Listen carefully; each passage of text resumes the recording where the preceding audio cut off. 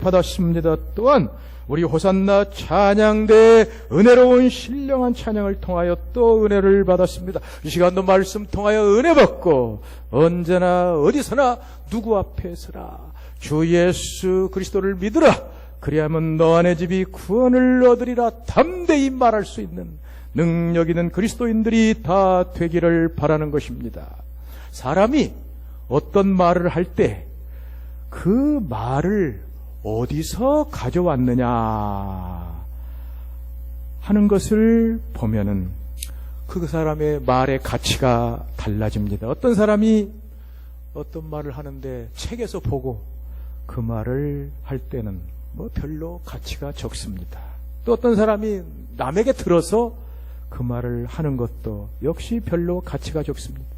또 어떤 사람이 그 말을 자기가 연구해서 만들어가지고 말할 때 그거 좀 가치가 있습니다만 그렇다고 해서 큰 힘은 없습니다. 그런데 자기가 직접 체험하고 경험해서 한 말은 힘이 있습니다. 가치가 있습니다. 그 말은 그 사람의 영혼이 들어가 있고 그 사람의 삶이 녹아들어 있고 그 사람의 인생이 들어있기 때문입니다. 바로 오늘 바울이 하는 말이 그 말입니다. 내가 복음을 부끄러워하지 아니한다. 이 말은 진짜 바울의 체험에서 나온 말입니다. 바울은 전에 복음을 부끄러워한 적이 있었습니다. 바울이 전에 다메섹에서 예수님 만나기 전에 유대인이었을 때 바울은 오직 유대인들처럼 유대인의 메시아를 기다리고 있었습니다. 종말의 구원자를 기다리고 있었습니다. 그런데 그 메시아는 지상적인 세상적인 물질적인 메시아였습니다. 지금도 이스라엘 사람들은 그 메시아를 기다리며 예수님을 믿지 않습니다. 그 메시아는 누구냐? 이 메시아는 다윗의 후손으로 태어나서 다윗의 영광을 회복하는 것입니다. 정치적으로 로마에서 해방시켜 자유를 얻게 하고 경제적으로 잘 사는 나라를 만들고 또 힘이 있어서 세상의 모든 나라를 지배하여 온 세상에 뛰어난 나라를 만드는 것입니다. 바로 그것이 바울이 바랐던 메시아, 종말의 구원자였습니다. 그런데 저 나사렛 예수, 나사렛에서 목수로 살다가 십자가에 못 박혀 죽은 그 예수가 메시아라고 하는 것은 바울에게 있어서 심히 부끄러운 것이었습니다. 바울에게 있어서 그건 메시아가 아니라 거짓 메시아였습니다. 사기꾼이었습니다. 그래서 바울은 예수의 복음을 부끄러워하였던 것입니다. 그래서 그는 예수님 복음을 부끄러워할 뿐 아니라 오히려 예수 믿는 사람들을 핍박하기 위해서 예루살렘에서 핍박하고 저 다메섹까지 가서 핍박하려고 가다가 거기서 예수님을 만났습니다. 부활하신 예수님이 영광의 광채로 환한 빛 가운데서 사울아 사울아 어찌하여 나를 핍박하느냐? 주여 누구십니까? 나는 내가 핍박하는 예수라. 이 예수님을 만난 후에 바울은 바로 그분이 진짜 메시아, 진짜 종말의 구원자라는 것을 확실히 깨닫고 그때부터 복음을 부끄러워하지 않았습니다. 복음을 자랑하였습니다. 바울 사도가 특별히 복음을 더욱더 부끄러워하지 않고 자랑한 이유는 복음은 하나님의 능력이기 때문입니다. 바울이 하는 말이 바로 그것입니다. 내가 복음을 부끄러워하지 아니하노니 이 복음은 모든 믿는 자에게 구원을 주시는 하나님의 능력이 됨이라고 말하고 있습니다. 여기에 하나님의 능력, 드나미스 뜻대우, 헬라어로 영어로 파워 오브 갓, 하나님의 능력. 이것은 엄청난 능력입니다. 바로 이 다이너마이트 같은 그래 원래 헬라어 듀나미스에서 다이너마이트가 나왔습니다. 다이아마트 같은 폭발적인 역동적인 능력을 말하는 것입니다. 바로 복음은 이러한 하나님의 능력입니다. 무한하시고 영원하시고 전능하신 창조주 하나님의 능력입니다. 모든 것을 다 행하시고 할 수 없는 것은 어디에도 없는 하나님의 능력입니다. 바울은 복음이 바로 이 능력이라는 것을 확신하였습니다. 그래서 그는 복음을 부끄러워하지 않았습니다. 복음을 자랑하였습니다. 바울이 이렇게 복음을 부끄러워하지 않는데 복음이 하나님의 능력이기 때문이다 하는 것은 로마서뿐 아니라 고린도 전서에서도 나옵니다. 십자가의 도가 멸망하는 자들에게는 미련한 것이요 구원 얻는 우리에게는 하나님의 능력이라. 똑같네. 두나미스 데우 파워 오브 갓, 하나님의 능력입니다. 바울은 십자가의 도를 많은 사람이 부끄러워하지만 바울은 하나님의 능력이라고 담대히 자랑합니다. 바울은 또 이게 솔직하게 말하고 있습니다. 유대인은 표적을 구하고 헬라인은 지혜를 찾으나 우리는 십자가에 못 박힌 그리스도를 전하니 유대인들에게는 거리끼는 것이고 헬라인들에게는 미련한 것이로되 구원 얻는 우리에게는 유대인이나 헬라인이나 그리스도는 하나님의 능력이요 하나님의 지혜니라. 하나님의 미련한 것이 사람보다 지혜 있고 하나님의 약한 것이 사람보다 강하니라. 여기 보니까 하나님의 미련한 것이 있어. 하나님 미련하단 말입니까? 절대로 아닙니다. 하나님 미련한 것이 없습니다. 그래 바울이 하나님이 미련하다고 했느냐? 이것은 가정법입니다. 설령 하나님이 미련하다 해도 사람보다 지혜 있다는 말입니다. 여기 하나님의 약한 것이 사람보다 강하니라. 하나님이 약한 것이 있다고 진짜 하나님이 약한 것이 있다는 것입니까? 아닙니다. 하나님이 약한 것이 없습니다. 그러면 여기에 약한 것이 있다고 했습니까? 그것은 설령 가정법적으로 하나님이 약하다고 해도 사람보다 강하다는 것입니다. 하나님의 지혜로움, 하나님의 강함을 더 드러내기 위하여 복음은 바로 하나님의 능력입니다. 하나님의 지혜입니다. 이렇게 바울은 여기 고린도전서에서도 자랑하고 있는 것입니다. 하나님의 복음의 능력이라는 것은, 복음이 하나님의 능력이라는 것은 데살로니가 전서에서도 말하고 있습니다. 이는 복음이 너희에게 말로만 이룬 것이 아니라 또한 능력과 성령과 큰 확신으로 된 것이라고 말하고 있습니다. 복음은 물론 말로 전해지는 것입니다. 복음이라는 것이 다 말로 되는 거지요. 그러나 말로 끝나지 않습니다. 복음은 성령과 능력과 큰 확신입니다. 하나님의 능력, 하나님의 성령, 하나님의 확신으로 되어지는 것이 바로 복음이라고 말씀하고 있습니다. 이 복음은 이렇게 하나님의 능력이기 때문에 저 데살로니가 우상의 도시, 정말 하나님을 모르고 저 죄악으로 물들어 있는 그 도시에서 복음이 전해지자 데살로니가 모든 성도들이 하나님 말씀으로 알아듣고 그들이 온전히 믿음과 소망과 사랑이 충만했습니다. 믿음의 역사와 사랑의 수고와 소망의 인내가 충만한 이런 능력의 교회가 된 것입니다. 복음은 하나님의 능력입니다. 그러므로 복음을 부끄러워하지 않는 것입니다. 그렇다면 이 복음이 왜 하나님의 능력입니까? 그것은 복음은 구원을 이루는 것이기 때문입니다. 구원을 주는 것이기 때문입니다. 바울은 말하기를 내가 복음을 부끄러워하지 않으니 이 복음은 믿는 자에게 구원을 주시는 하나님의 능력이라고 말합니다. 구원이 뭐냐? 이것을 알기 위해서는 다른 어디에서 찾아도 알 수가 없습니다. 이것은 오직 창세기 1, 2, 3장 성경의 맨 처음 나오는 창세기 말씀부터 찾아야 구원이 무엇인지를 바로 찾을 수가 있습니다. 특별히 이 로마서에서 말하는 바울이 말하는 구원을 알 수가 있습니다. 하나님께서는 세상을 창조하시고 사람을 창조하셨습니다. 그리고 사람을 에덴 동산에 있게 하셨습니다. 사람이 이렇게 에덴 동산에 있을 때 완전하고 절대적으로 하나님과 교제를 누리고 있었습니다. 하나님과 교통하고 있었습니다.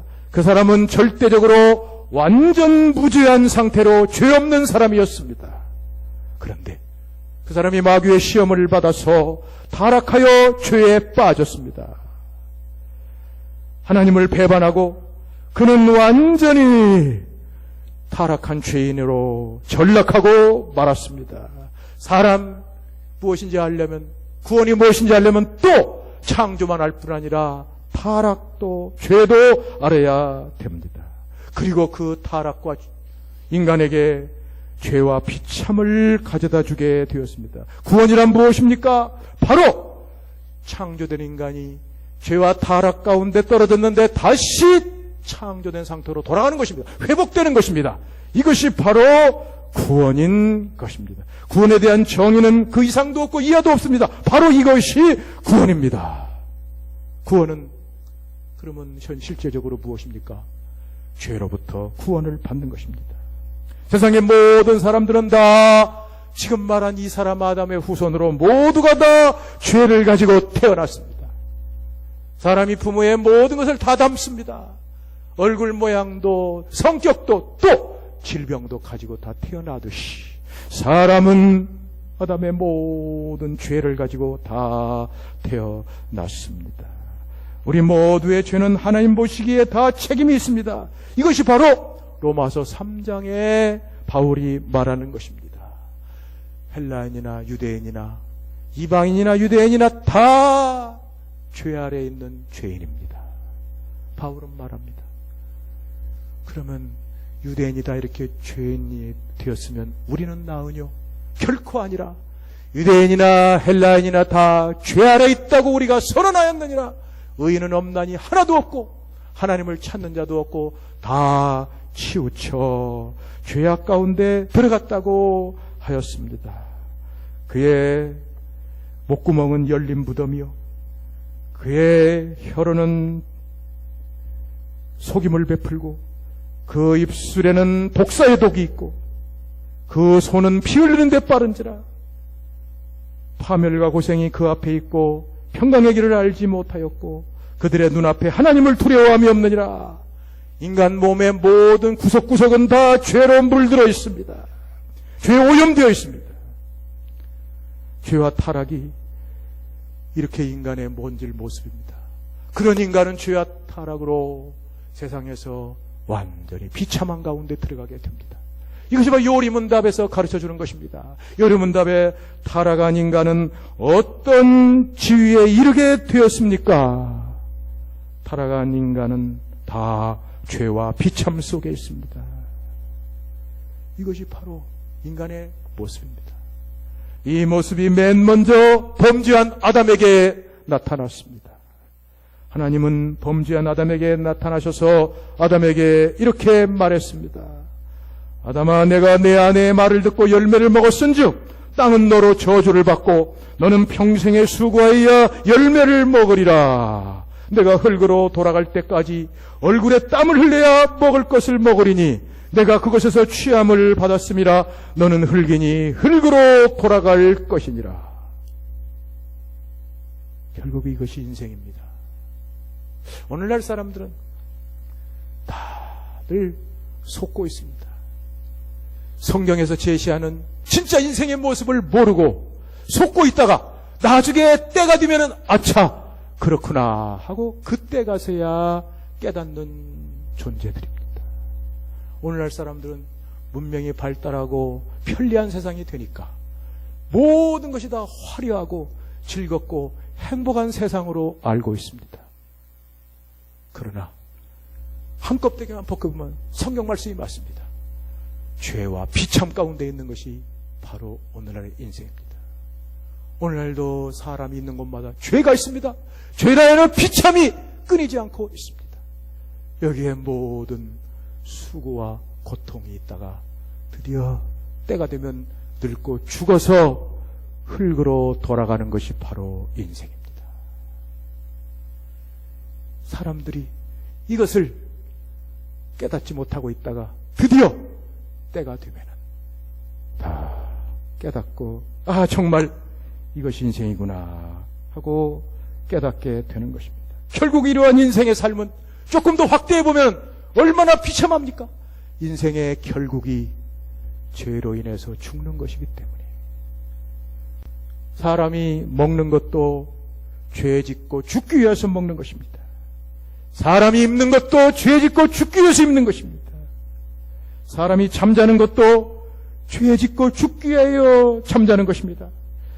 세 사람이 열심히 공부하는 것도 결국은 죄 짓고 죽기 위해서 공부하는 것입니다.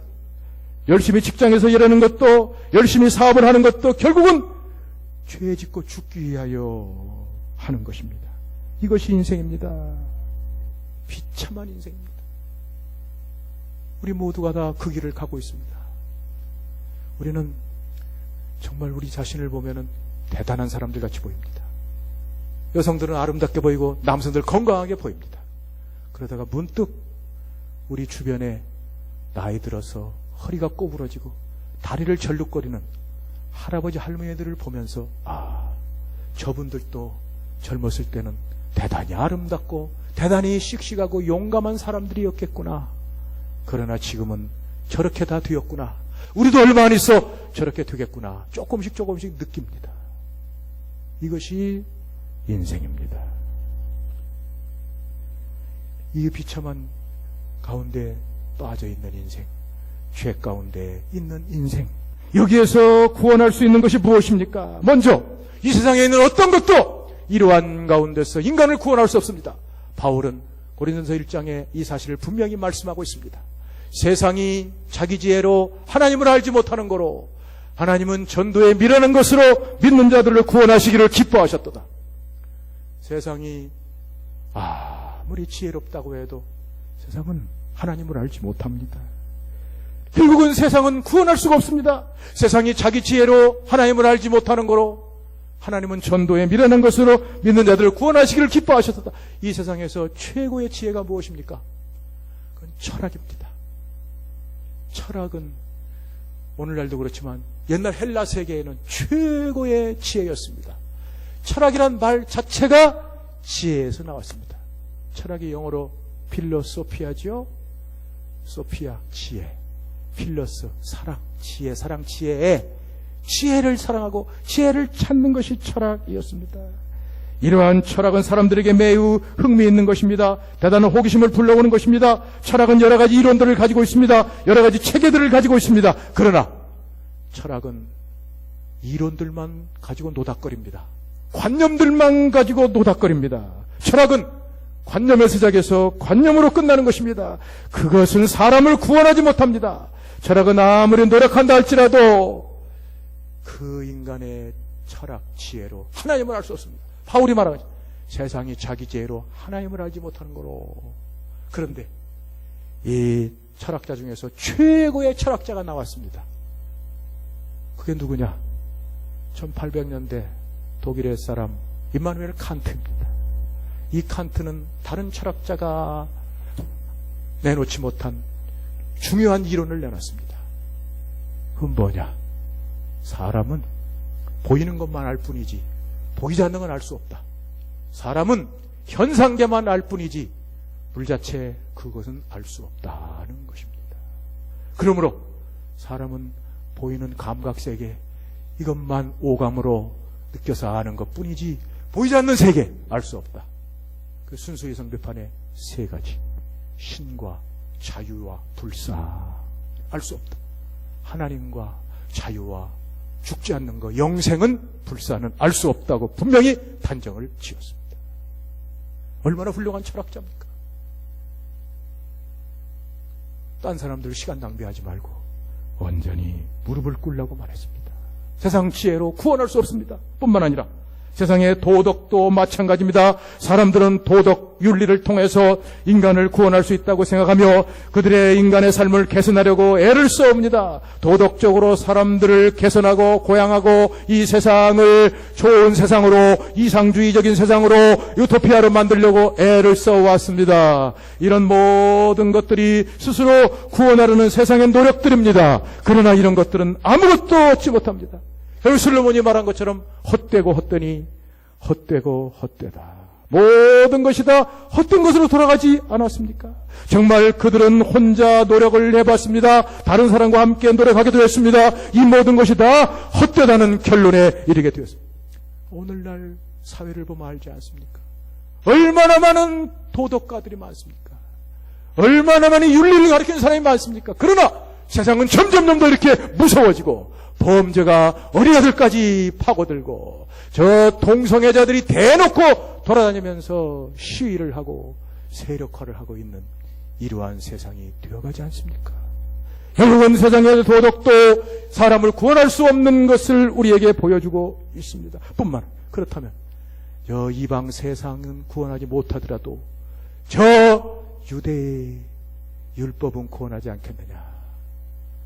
성경은 거기에서도 말합니다. 율법을 가지고도 사람을 구원할 수 없다는 것입니다. 특별히 이 율법 가장 큰 문제는 율법 자체는 하나님이 주신 것입니다. 하나님의 성품입니다. 이것은 거룩하고 의로운 것입니다. 바울이 로마서 7장에서 말한 것처럼 율법은 거룩하고 계명도 거룩하고 선하도다 하는 말대로입니다. 하나님 주신 것이며 하나님의 성품입니다. 그런데 문제는 뭐냐? 율법을 받은 사람이 문제입니다. 사람이 연약하고 육신에 연약한 사람이기 때문에 율법은 아무 소용이 없습니다. 쉽게 말하면 옛날 청교도들이 그것을 잘 가르쳤는데 청교도들은 율법을 사람을 도끼날과 도끼로 가르쳤습니다. 도끼날이 있습니다. 아주 빛을 내고 아주 새 것입니다. 아주 날카롭고 강합니다. 부족이 없습니다. 완벽합니다. 그런데 도끼 자루가 썩었습니다. 거기에 도끼자루를 끼워서 도끼 나무를 펼 수 없습니다. 그냥 빠져버리고 없어져 부러져 버립니다. 마찬가지로 하나님의 율법이 아무리 거룩하고 의롭다고 할지라도 그것을 맡은 사람이 연약하기 때문에 결국은 할 수 없습니다. 로마서 8장의 말씀. 율법이 육신으로 말미암아 연약하여 할 수 없는 그것을 율법이 나오고 육신, 사람의 육신이 나오지 않습니까? 율법은 아무리 거룩하고 의롭지만은 사람이 연약하여 할 수 없기 때문에 결국은 이 모든 것이 구원을 이룰 수가 없습니다. 정말 율법은 그 자체고 성질적으로도 구원을 받을 수가 없습니다. 율법의 성질은 뭐냐? 그것은 행하는 것입니다. 믿음의 성질은, 복음의 성질은 믿는 것입니다. 복음은, 믿음은, 의인은 믿음을 알면 살리라. 그렇습니다. 율법은 언제나 행하는 것입니다. 율법으로 말미암은 자는 그 행함으로 살리라는 것입니다. 율법을 요구하는 것은 바로 행하는 자는 살리라는 것입니다. 모세가 기록하되 율법으로 말미암는 의를 행하는 자는 그 가운데 살리라 행하는 것입니다. 율법이 행해야 되는데 율법은 완전한 걸 요구합니다. 갈라디아 3장처럼 온갖 율법을 항상 행해야 됩니다. 율법의 모든 몇백 가지를 날 때부터 죽을 때까지 모든 걸 해야 됩니다. 결국은 할 수 있는 사람이 아무도 없습니다. 결국은 바울이 말하는 대로 로마서 3장 19절 율법의 의로는 그 앞에 의롭다함을 받을 육체가 없나니 율법으로는 죄를 깨달음이라. 율법으로는 이렇게 다 의롭다함을 받지 못하고 완전히 구원에서 떨어져 버리고 마는 것입니다. 율법을 가지고는 유대인들에게 또 한 가지 있습니다. 바울은 고린도전서의 유대인의 특징을 말하기를 그들은 표적을 구하는 자들이에요. 유대인은 표적을 구하고 기적을 구합니다. 유대인들은 저 모세가 이스라엘을 광야의 애굽에서 이끌 때부터 기적을 본 사람들입니다. 그들은 하늘에서 만나와 메추라기를 먹었습니다.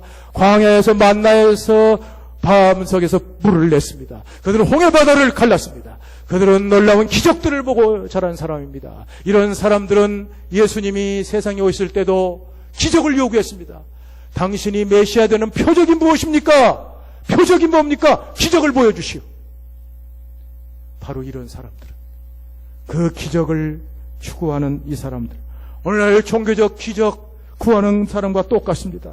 오늘날 종교적으로 기적을 나타내는 사람들, 병을 고친다든지 사람에게서 귀신을 쫓아낸다든지 사람을 쓰러뜨린다든지 하는 것은 옛날이나 지금이나 사람들의 최고 관심사입니다. 여러 가지 종교적인 방법들, 안수를 한다든지 안차를 한다든지 죽기의식을 한다든지 기적을 행하는 사람들의 관심사입니다. 그러나 그것이 무엇을 합니까?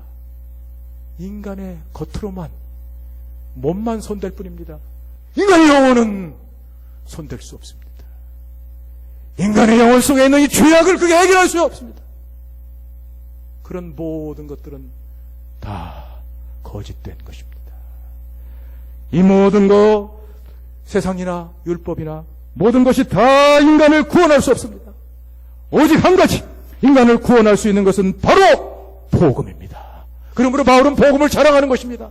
내가 복음을 부끄러워하지 않으니 복음은 믿는 자들의 구원을 주시는 하나님의 능력이라고 말씀하고 있습니다. 세상의 철학으로, 세상의 도덕으로, 세상의 율법으로 종교를 못하는 것을 바로 복음은 합니다.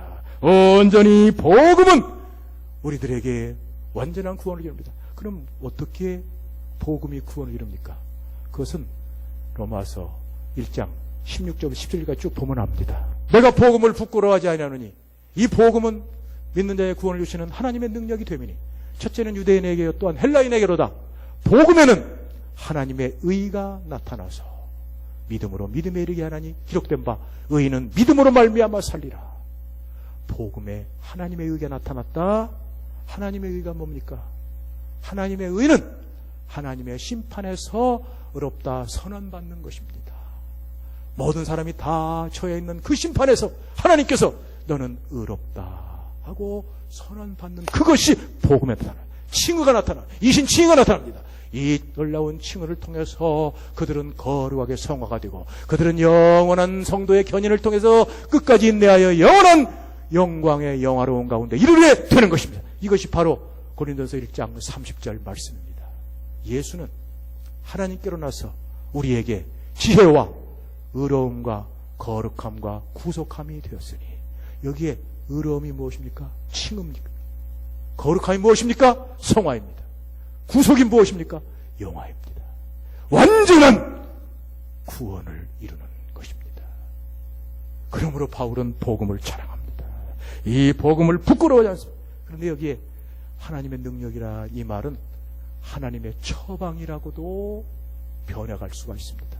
복음은 믿는 자의 구원을 주시는 하나님의 능력이라. 이것을 복음은 믿는 자의 구원을 주시는 하나님의 처방이라. 처방이 뭡니까? 바로 의사가 환자를 보고 처방전을 써주는 바로 그것입니다. 여기 관절염 환자가 있습니다. 관절염에 걸려서 움직이지도 못하고 걷지도 못합니다.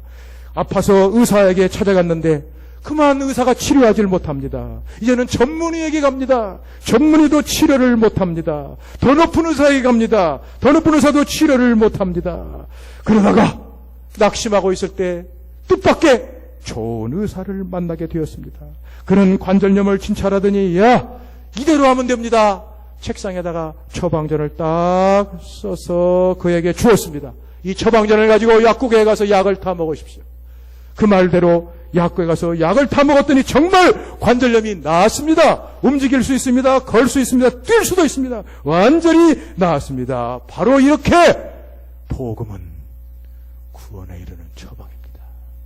복음을 부끄러워하지 않는 이 복음은 믿는 자의 구원을 주시는 하나님의 처방이라는 것입니다. 이러한 능력의 복음을 바울이 자랑하는 것입니다. 뿐만 아니라 바울은 이 복음은 모든 사람들에게 구원을 주시는 것이기 때문에 또 자랑합니다. 복음을 부끄러워하지 않은 이 복음은 믿는 자의 구원을 주시는 하나님의 능력이라. 첫째는 헬라인에게요, 또 유대인에게 또한 헬라인에게로라고 말을 하는 것입니다. 여기에 유대인과 헬라인 모든 사람을 말씀하고 있습니다. 이렇게 복음은 모든 사람들에게 해당됩니다. 왜? 하나님의 능력이기 때문입니다. 만약에 하나님의 능력이 아니라면 어떤 사람들에게만 해당되고 어떤 사람은 해당이 되지 않을 것입니다. 그러나 복음은 모든 사람에게 해당되는 하나님의 능력입니다. 유대인과 헬라인 모든 사람 다 해당이 됩니다. 그래서 근데 바울이 어째서 먼저 유대인이라고 먼저 말을 했습니까? 그것은 시간적인 순서로, 역사적인 순서로 말한 겁니다. 유대인이 이방인보다 훌륭하고 잘나서 말한 것이 아닙니다. 원래 유대인들이 세상 민족 가운데서 먼저 하나님의 부르심을 받고 하나님 앞에 온 사람들이기 때문에 그들을 통해서 다음으로 이방인들이 구원을 받는 이러한 순서대로 되는 것입니다. 이 순서를 바로 예수님께서 사마리아 여자에게도 말을 했습니다. 이는 구원이 유대인에게서 남이라. 유대인에게서 나와서 이방인으로 간다고 말했습니다. 이것은 예수님께서 제자들을 보내시면서도 말씀을 했습니다. 너희는 차라리 이스라엘의 잃어버린 양에게로 가라고 했습니다. 이것은 예수님께서 승천하시면서 제자들에게도 말씀했습니다. 성령이 임하시면 권능을 받고 예루살렘과 유대 사마리아와 땅끝까지 내 증인이 되리라고 하였습니다. 바로 이렇게 모든 것을 예수님은 이스라엘의 수도 예루살렘에서부터 시작을 하고 있습니다. 그러나 예루살렘만 머무는 것이 아니라 사마리아 땅끝까지 가서 복음을 전하라고 말을 했습니다. 이렇게 이 복음은 온 유대인을 통해서 온 세상에 전해져야 한다는 것입니다. 여기에 먼저 유대인에게도 전해지지만은 모든 헬라인에게 전해져서 모든 사람이 다 전해지는 것. 이것은 오늘날로 봐도 놀라운 뜻이 있습니다. 복음은 모든 사람에게 전해야죠. 어떤 사람들은 목사님, 복음은 저 예수 믿지 않고 완전히 죄에 빠져가지고 자신을 죄에 팔아버린 사람에게나 하는 것이지. 우리같이 어려서부터 교회 나오고 주일학교도 나오고 교회에서 자란 사람에게 왜 복음을 전합니까? 우리는 필요 없습니다. 그런 사람들에게 바울은 말합니다. 첫째는 유대인들에게. 유대인이 그런 사람들입니다. 유대인들은 많은 사람을 일찍부터 택해서 그들은 하나님의 율법을 받고 할례를 행하고 하나님께 예배를 드리며 훈련을 받은 사람들입니다. 그러나 그들에게도 복음이 필요하다고 말씀하고 있습니다. 이 세상에 복음이 필요하지 않은 사람은 아무도 없습니다. 모든 사람이 다 복음을 필요로 합니다. 복음을 드려야 됩니다. 복음을 듣고 구원을 받아야 됩니다. 복음만이 이 모든 사람들을 구원할 수가 있습니다. 죄에 빠진 사람들은 완전히 구제불능한 사람들입니다. 에레미야는 분명히 말하기를 구수인이 피부를 변할 수 없는 것 같이 표범이 반점을 변할 수 없는 것 같이라고 말했습니다. 깜둥이 구수인이 원래 검은 피부를 가지고 태어납니다. 껍데기를 벗겨도 그것은 검은 피부입니다. 표범은 반점을 가지고 태어납니다. 껍데기를 벗겨도 그것은 그 반점이 계속 있습니다. 이런 죄인들을 세상이 어떤 것은 구원할 수 없습니다. 어떤 것도 구원할 수 없습니다. 그러나 오직 복음은 구원할 수가 있습니다. 복음은 하나님의 능력이기 때문인 것입니다. 세상에 어떤 것도 할 수 없는 것을 바로 이 복음으로 온전하게 구원할 수가 있습니다. 복음으로 구원하지 못하는 사람은 아무도 없습니다. 살인자도 구원할 수 있습니다. 우리나라 최고의 살인자라면 고재봉일 겁니다.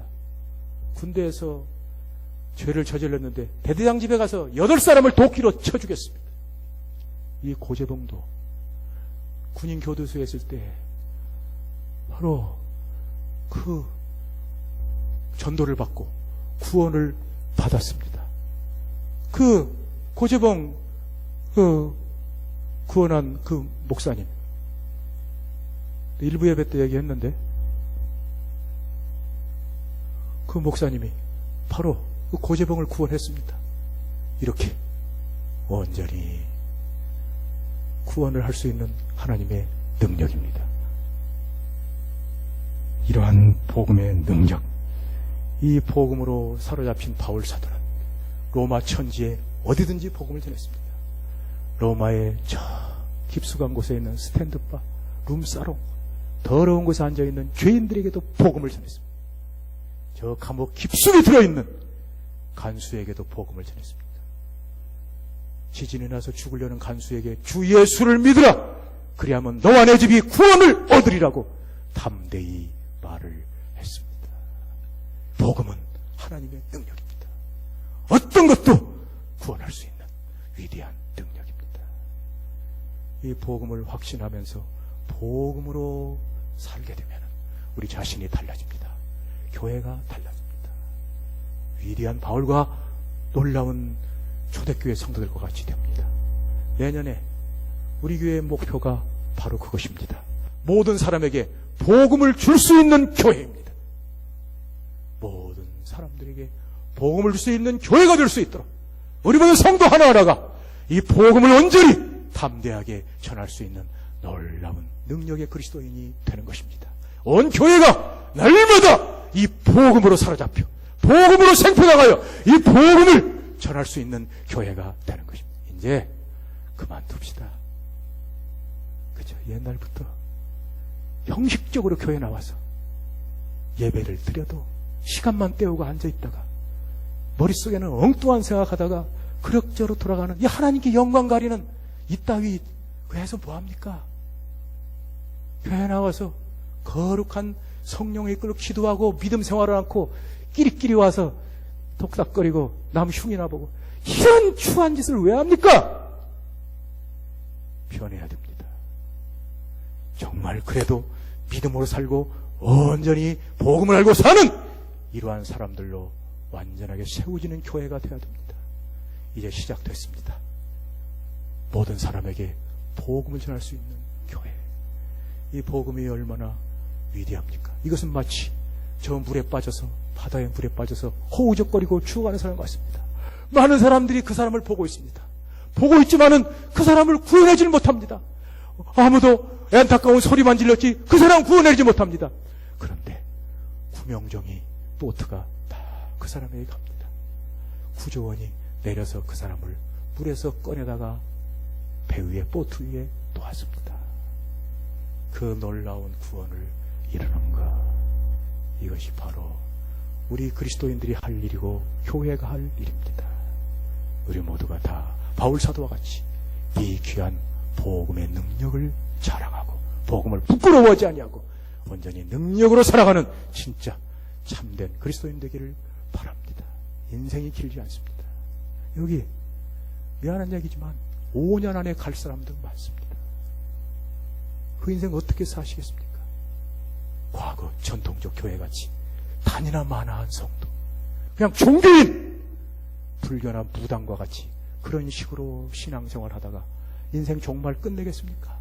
아니면 바울과 같이 복음에 사로잡혀서 복음의 능력으로 온전하게 승리하며 살겠습니까? 이번 한 주간 또 여러분들이 복음의 능력으로 함께 하시기를 바라고, 복음에 충만해서 복음은 하나님의 능력이라 하나님의 능력 사로잡혀 가능하면 승리하는 역사 충만하시기를 예수님의 이름으로 축원합니다. 주여 영광 받으시옵소서. 성령님 인도하시옵소서. 복음에 사로잡힌 바울같이 되게 하시옵소서. 오랫동안 예수 믿는 거룩한 성도들, 오늘 주신 말씀처럼 내가 복음을 부끄러워하지 않으니 복음 믿는 자의 구원 주신 하나님의 능력이라, 이 말씀대로 부끄러워하지 않고 자랑하는 성도들 되게 하여 주옵소서. 날마다 이 땅에 사는 가운데 복음에 사로잡혀 내 자신이 행복하고 기뻐하는 가운데 저절로 다른 사람들에게 주 예수를 믿으라, 그러면 너와 내 집이 구원을 얻으리라고 능력 있게 살아가는 모든 성도들 다 될 줄 믿사옵고 예수님의 이름으로 기도하옵나이다. 아멘. 50장 부르면서 헌금 드리겠습니다.